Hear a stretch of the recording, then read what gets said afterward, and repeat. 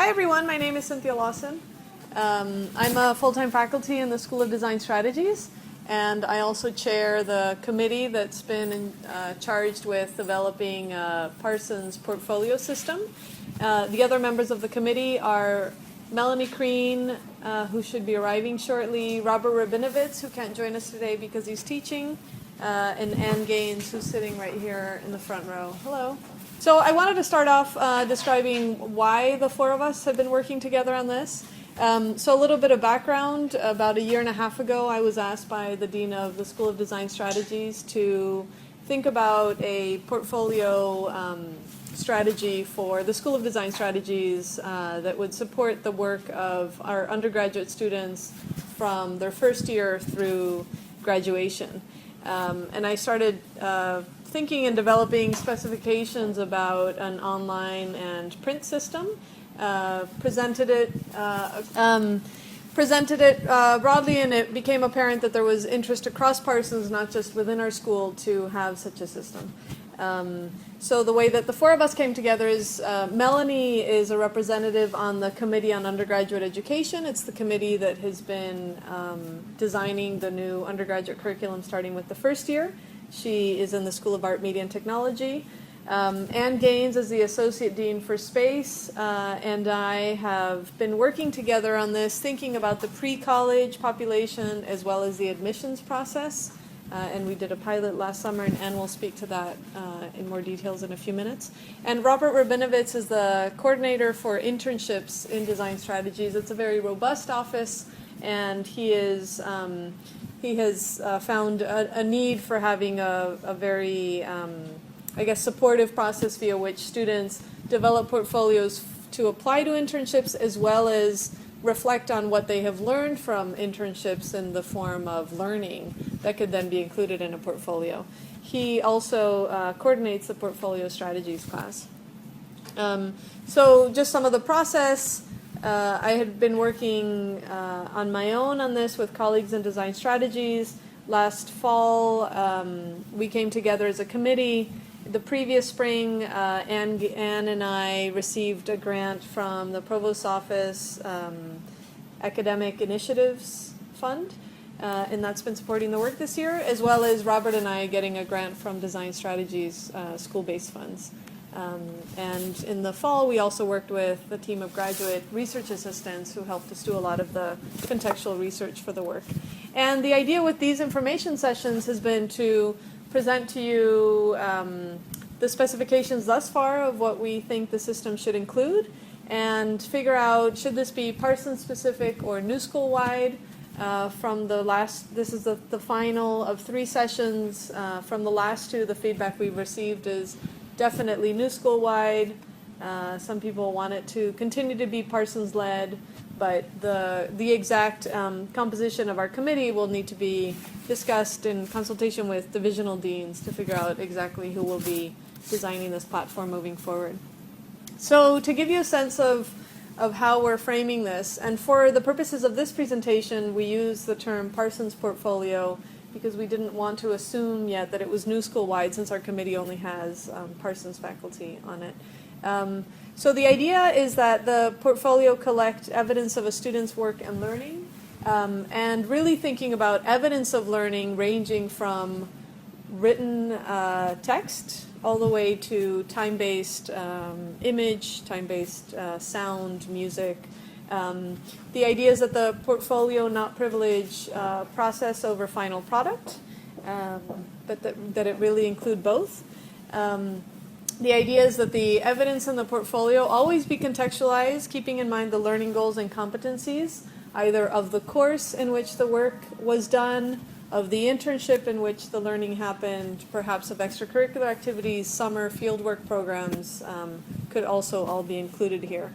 And we, later on, you'll see how we're thinking about flexibility in the platform, and ultimately the kind of the final highlighted words there, really thinking about how students can grow through the system, opportunities for reflection, thinking about peer evaluation, how students can start to critique one another's work in the system, as well as faculty being able to do assessment within the system, and have evidence and just continued learning throughout the system.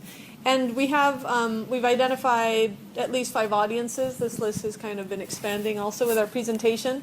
But first and foremost, the students, they would be really compiling, designing, presenting the evidence of their work. And hopefully, and the research of e-portfolios shows that they then have a greater awareness of their work and become more reflective about their education. And the end goal of that is they are more aware of exactly what they're learning through their experiences at the new school. The institution, thinking about it in 2 ways. One is assessing a student's progress through a program or sequence, pathway, series of courses, as well as the institution getting a snapshot across a program. So if you could cluster students that are within a degree program and see all of their portfolios, all of a specific learning outcome, and look across that way. We also, in Parsons, thinking about a very flexible undergraduate curriculum, the idea is that the portfolio could play a really key role in moving from one program to another. Hi, Melinda.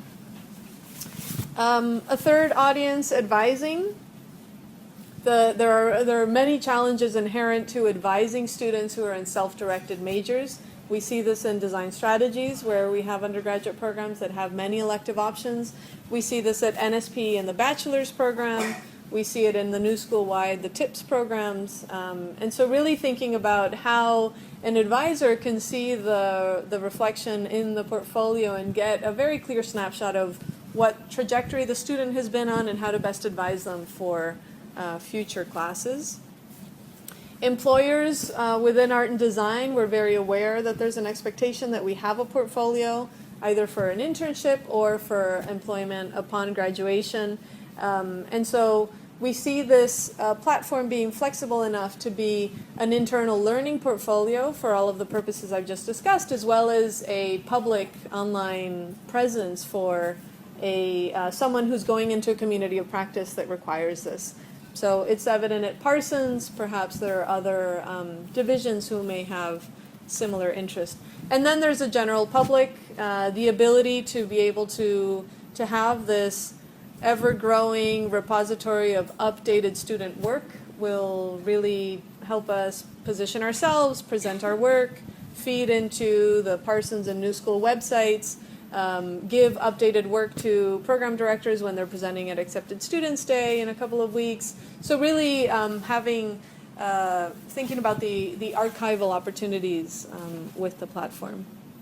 So some initiatives that we've identified and have been working on within design strategies. We have a portfolio strategies course. It's currently a required semester-long course in the final year of our undergraduate students. It's in its 2nd year now.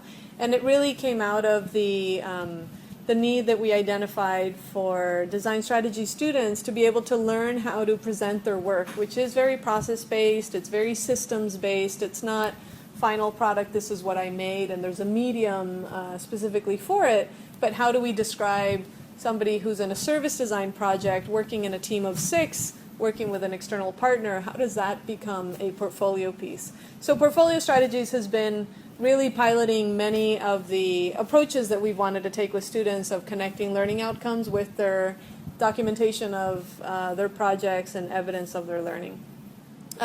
Parsons-wide, we're aware of many different kinds of courses, the digital design courses in fashion, the professional practice courses in illustration, portfolio courses in illustration are very present, very important. And so really, acknowledging that we're not just starting from scratch, but there is already a sense. I think within Parsons, the challenge is that we're really redefining what we mean by portfolio. Portfolios in art and design tend to be very outcome-based, final product-based. You don't show process, you don't show works in progress. And so we're kind of co-opting the word portfolio to hopefully redefine it internally as well. And then nationally, this is situated within the larger context and research around e-portfolios or learning portfolios. And we've attended conferences on the subject. We've connected with colleagues across the university who've been researching those areas and have interest there. So Melanie's going to talk to us about the why now. Yeah, my name is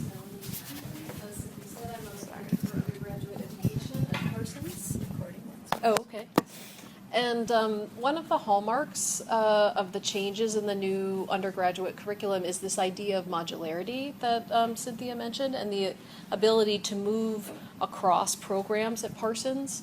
We're hoping that after a united sort of comprehensive first year, that students could choose different pathways through Parsons and even pick a minor. So if students are studying in different areas of Parsons, how are they going to make connections between these areas and start to, have a comprehensive view of them and integrate them? So we see the portfolio as a useful tool to help to do this. So the portfolio itself, which Cynthia will describe to you in more detail, is a more useful form of blog. It has a lot more functionality, which she'll describe to you.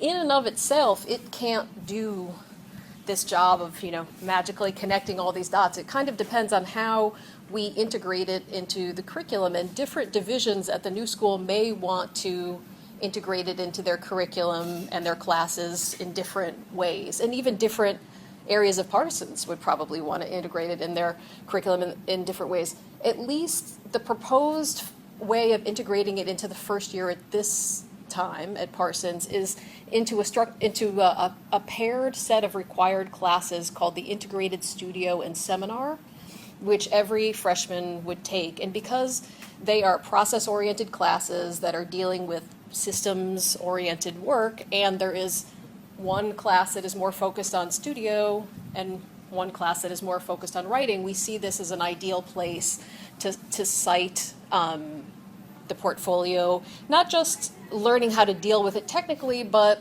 learning how to present your work and create documentation for the portfolio, create reflective writing for the portfolio, and to understand even sort of the mechanics of what a learning outcome is. As educators, we talk about what learning outcomes are. We've been talking about it a lot more at Parsons with the redesign of the first year curriculum, but do students know? We'd like to be as transparent as possible to make sure that students know what learning outcomes are, how they're being presented in syllabi, how it would help a student to know, well, okay, these are the learning outcomes that are meant to come out of this class. This is what I am meant to know when I finish this class. How do I feel that I'm doing in relationship to these? And what might I do to pursue things that are stronger or weaker in what I feel my own performance to be? So we're hoping that it can help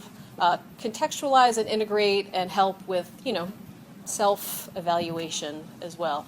So when Cynthia talks more about the other characteristics of the portfolio, if people are coming from different areas of the university, they might imagine how it could be cited in their curriculum as well.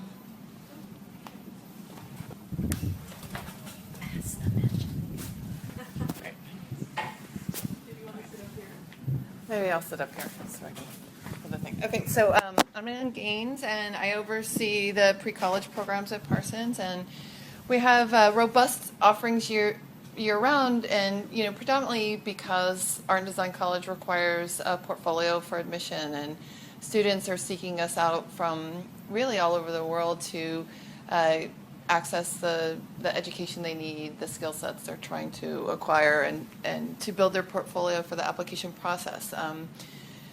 We in the summer, we piloted Portfolio Redefined, as we were terming it then, with the classes to essentially, with the students who were coming for the summer courses, raise their awareness of not just how they were building the portfolio and what they were compiling for it, but to emphasize the writing aspects of the portfolio as we were defining it, as well as a better understanding through the reflection and the contextualization of what design study is and what learning in the college environment is. So I think some of the things we discovered as a committee was the professional development aspect that was needed in terms of supporting the faculty in this process, that was a really active part of implementing it in the summer program.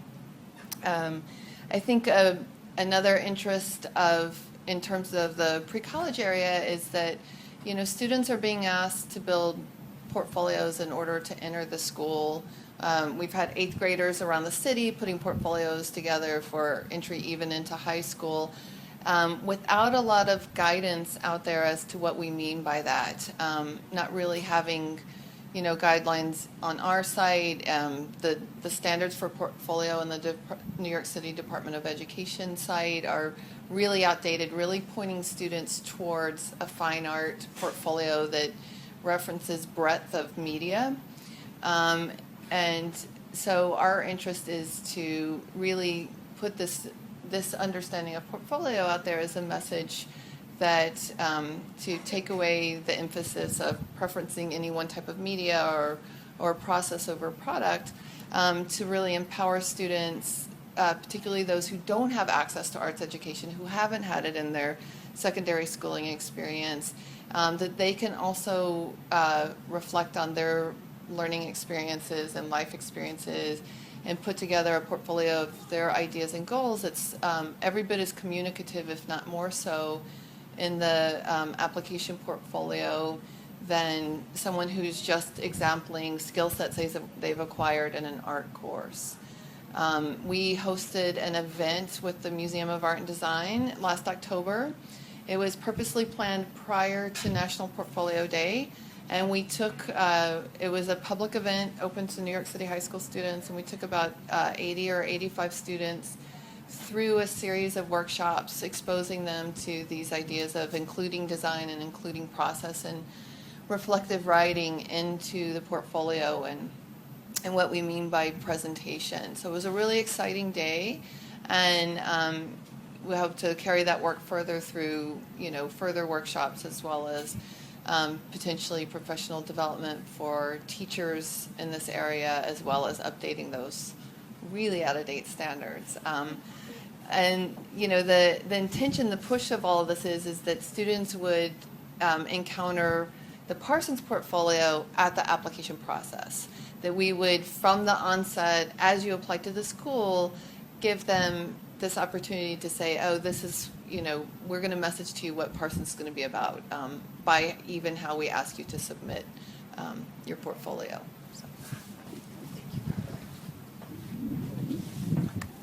So just to get into the details of the system a little bit, there are 5 key processes or moments within the system. First is the student work. So everything starts with what is that experience that the student is having inside or outside the classroom. Then there's the how do we document the work? Is it time-based media? Is it photography? Is it documented in a written form? If the work was a long-form paper, is it then an abstract? Is it a summary? Really thinking about the process. So are there versions that get uploaded? Are there sketches? What constitutes the process? Perhaps moments of research. Really connecting that with learning outcomes. So what was the intended learning goal of that specific activity? And finally, uploading reflective writing. So this is where the student then reflects on the documentation they've just uploaded vis-a-vis the learning outcomes, and really reflecting on what was learned, what were the challenges, what were the successes. So specifically, and these specifications are the ones that we hope to grow later this spring if we expand our committee to include colleagues from across the divisions. But for Parsons, what we've outlined is a modular system, kind of imagine dragging and dropping text and image elements, being able to create pages for each of these projects or for a course or for a specific learning outcome. Really being able to have a flexible, reconfigurable look on an online page. Really thinking about, we've thought and discussed quite a bit about social media and how we can start to also support a community within the platform through what we're calling social commentary, students commenting on one another's work, sharing it with perhaps other social networks, liking it, whatever that may be. And really thinking about this community aspect, starting with our pre-college students who may be taking a class on campus pre-college and they have access to the system, or maybe they've applied and they've been accepted into Parsons. and how they can then connect with an alumnus or alumna who is potentially working on a similar project or a similar interest, and what are the opportunities there to create those meaningful connections. Having a robust search function so that we could, and students could search around specific ideas with research. We think this has great potential as well cross-divisionally. I'm very interested in a certain community, and I'm looking for people who may have experiences in urban policy, and how can we then create these cross-disciplinary teams throughout the system, really thinking about research very broadly from creative practice to scholarly work, and encouraging those crossovers, and then that last bullet there of peer groups that also make sense around perhaps little research clusters, or how students can come together outside of the regular course structure through the system. This one and the next bullet of privacy settings, being able to have a private enough environment that student assessment could happen on it. So it would be faculty assessing students. The system would need to be very well aligned with our FERPA regulations to ensure that no assessment is happening in the public realm, and that there really be privacy for that.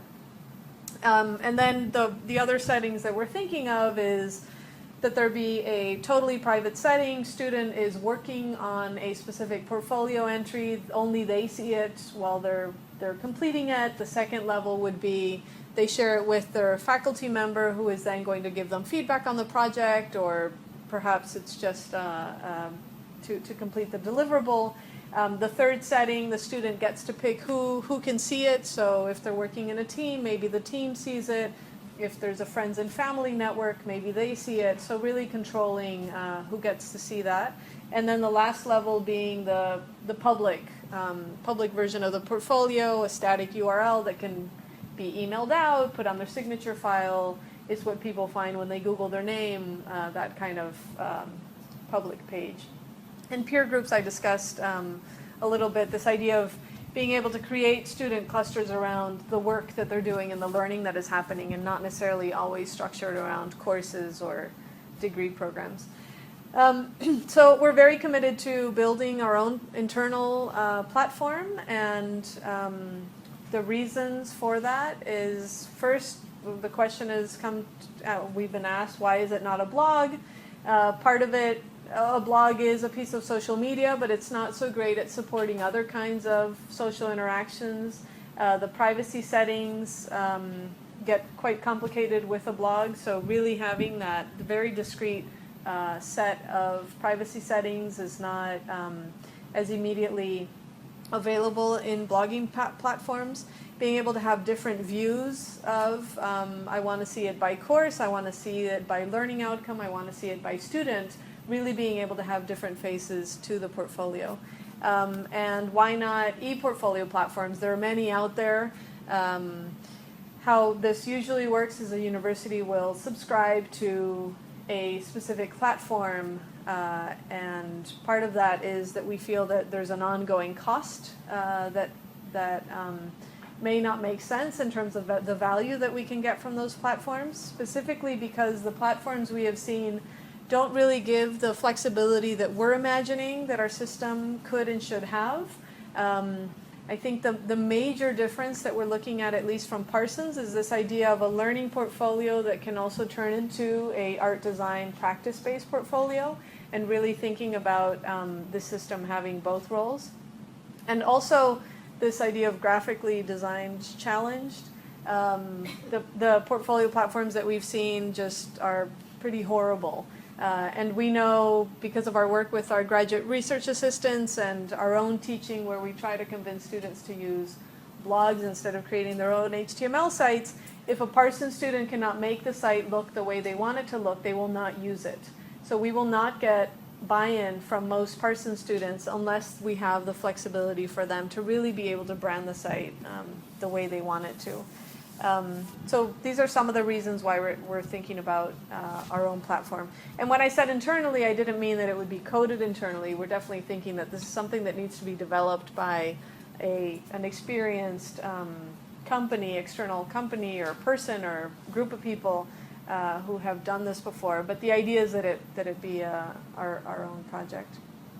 So some next steps is from these meetings, and several of us on the committee have also been presenting in different venues, really trying to get what are the specifications from other divisions before we move ahead with the system. So now that there seems to be a decision that this is new school-wide, what else do we need to add to our specification list?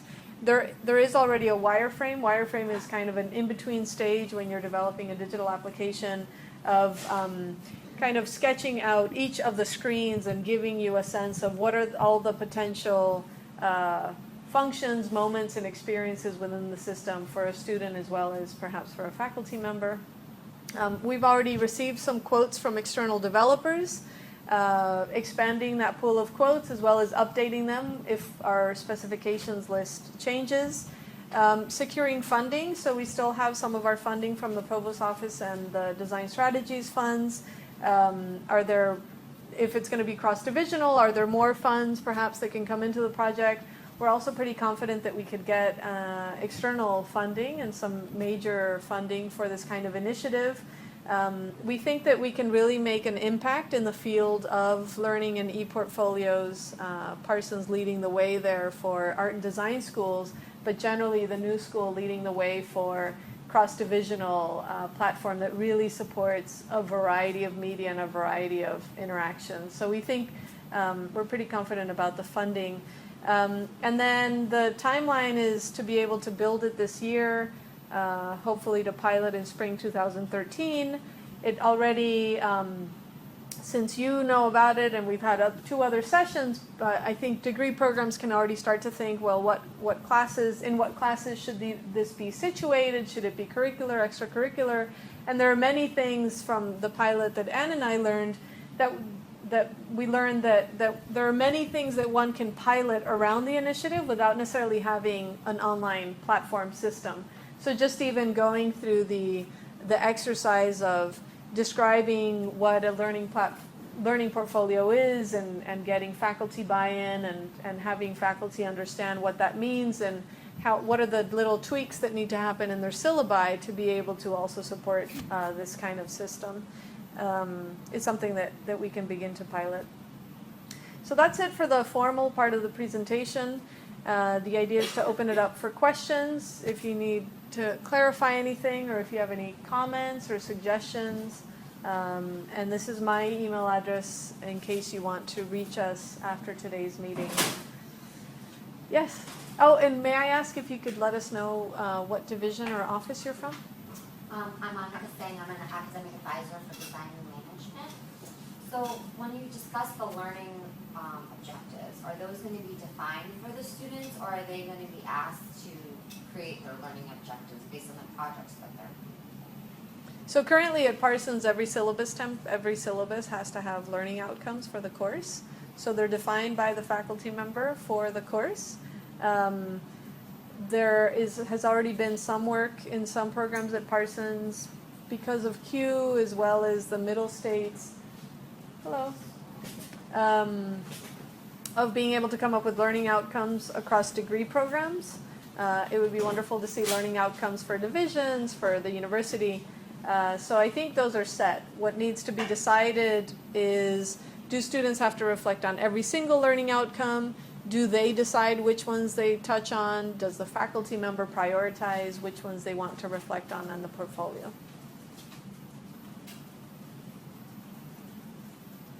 Any other questions? Do students have access to this after they graduate? Is it something that they can keep forever and ever, or is it something that's just while they're here? That's a great question. Can you tell us what division? Oh, I'm you're sorry. from? I'm Jessica Walker. I work with design and technology and CD students and advising. Oh, okay, great.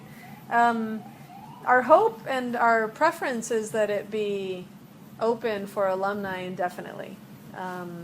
If there needs to be a cost, then we would just need to decide what the cost is and see if they would be interested in subscribing, let's say if there was some kind of subscription. But ideally it would be open for alumni.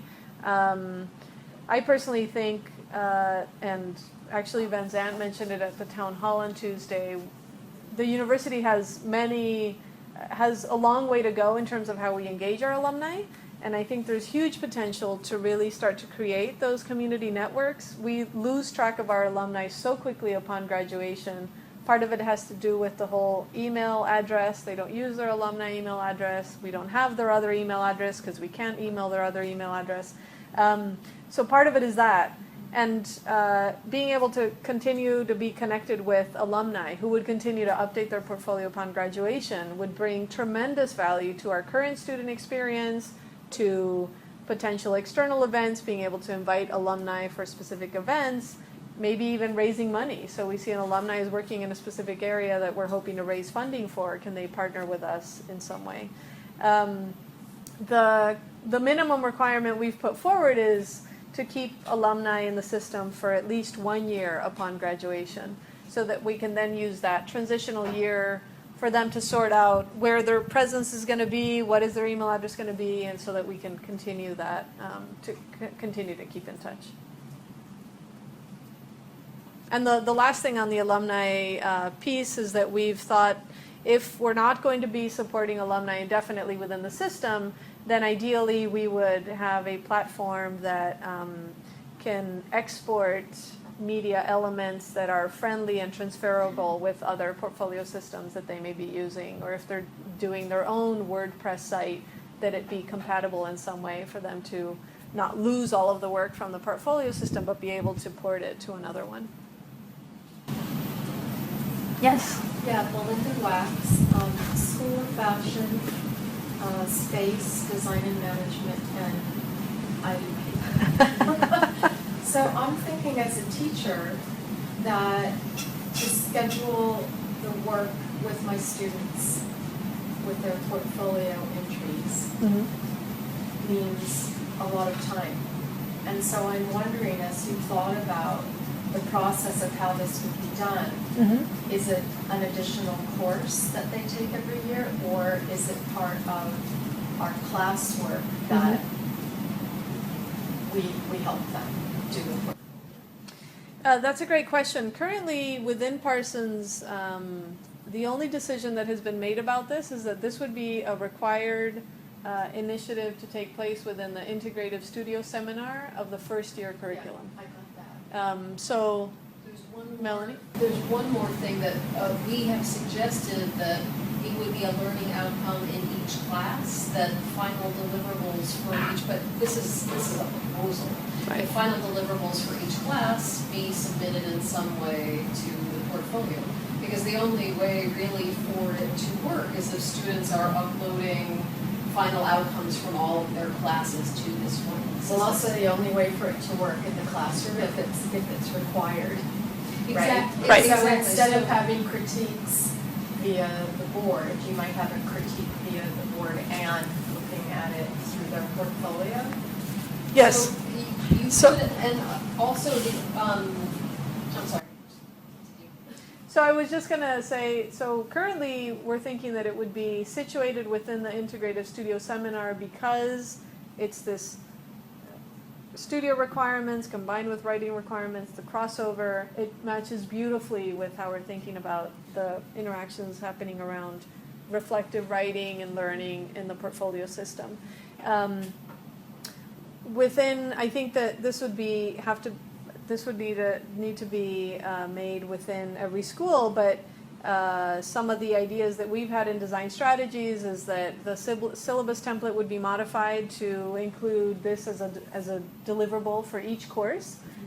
So the faculty member is not responsible for teaching students how to use the portfolio. We would have additional workshops. The idea is that they would learn how to use it in the first year. We would need to figure out what do we do with students who have not gone through our first year curriculum. Maybe there's a 1 credit required course for them. But really supporting it with our very robust workshops program, and also acknowledging that we're hoping to build this on an open source system that has an ease of use similar to current blogging platforms or other social media sites that students are very familiar with in terms of uploading text, uploading different kind of media. So that the ease of use combined with the integration in at least one course in the first year, I think gives us a nice head start with the students who go through our first year programs. We're hoping that this would not create additional work, that it would not create busy work, and that it ultimately would be used to support work that is already happening in courses. So in my own teaching, I have students keep process blogs, but currently I have to bookmark 13 links and refer to each one, whereas if they were on the portfolio, it would be one place to go to and I could find them all very easily, give them feedback there, not worried about the privacy issues. There are many concerns currently with students going off on their own and everybody doing their own blogging or online presence. So yeah, those are some of the ideas and strategies we're thinking about. We do know that and we've been very aware that part of the budget is to develop the platform, but the biggest part of it will be faculty development, faculty support, probably more than student development and student support. But we have seen in other institutions there are entire offices that support their portfolio system. So really thinking about, is there going to be a full-time staff person at the new school who's going to be supporting this, or 2 people, or is it going to be part of an existing office? Thinking about that, yeah. Yeah, I was just thinking as a teacher that I'd probably cut back on the number of projects or the length of them to provide time to make sure that this happened. I mean, if you have a class of 25 students, it's a bit daunting. Right. I mean, one thing that I might say is, if you're reviewing final work anyway, different people teach different types of classes in all different ways. For myself, I asked students in the last week classes and final presentation, whether it's either freshmen or graduate students I teach, they have to, at their final presentations, give me an archive of all of their work, which I do review. In this case, in order to receive their final grade, they have to give their final archive. In this case, the final work, perhaps to give their final grade, it would be in the portfolio system. So you could, at a minimum, consider it that way. Yeah, I guess what I'm thinking about in terms of the learning process is that I wouldn't want to wait to see it at the end. I'd want to be helping them from the very exactly. beginning, so that Depending on how you taught and how much you wanted to facilitate the reflection process, the documentation process, I just can see it all being done the night before it's due, so Right. And these are all, we're going to have to, when we pilot in spring 2013, pilot with small studio classes, large lecture classes, seminars, variety of classes across many different programs, so that we can figure out what is the best fit for, are they required to reflect on every single learning outcome? Do degree programs identify the core moments of learning in which students should do their portfolio entries, and for other classes it's optional? So it's also, we also don't assume that every single course, that students would have to upload evidence of learning for every single experience they have while they're a student. Yeah. Nikki? You just kind of answered my question. It was about the pilot population as well as the course.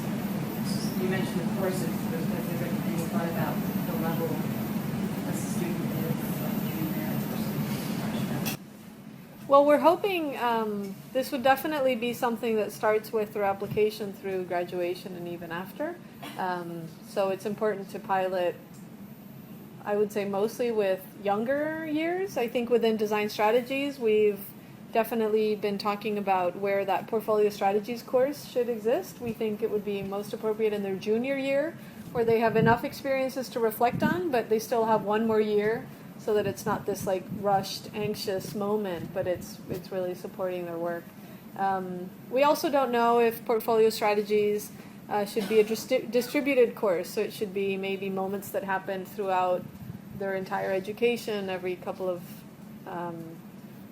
once a semester there is some kind of portfolio moment, portfolio peer day, show and tell, whatever that may be. We've had thoughts around how there could be showcasing of portfolios during the Parsons Festival or other kind of university events. So just finding opportunities for the portfolio to exist outside of the classroom will ensure that students will do it even if it's not required. And that's really my hope. And from what I've seen in supporting students in creating online portfolios, they're very eager to do it. They love learning how to do it, and then they're eager to keep it updated because now when people Google their name, they come across their site. So I think there's also some organic way that this will play out. Yeah. I'm Rachel Parton, one of the foundation advisors at SDS. I want to know, is this something that we're just piloting with the undergraduate students or graduate students?